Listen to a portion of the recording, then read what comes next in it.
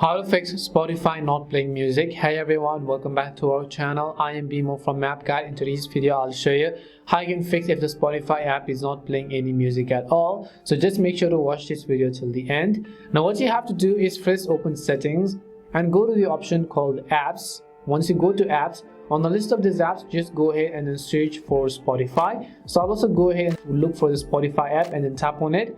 Once you tap on Spotify, come to storage, clear cache, clear data. Clearing the data will log you out of your account, so keep that in mind. After you've done that, open up your Play Store and in the search box type in Spotify.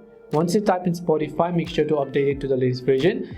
And if the previous method of clearing the data is not available on iOS, which most likely is not, you can try to offload the application or try to delete, uninstall, and then reinstall the Spotify application. Now once you do so, just open Spotify app, log into your account, and if it's still not playing music, there are also some of the other things.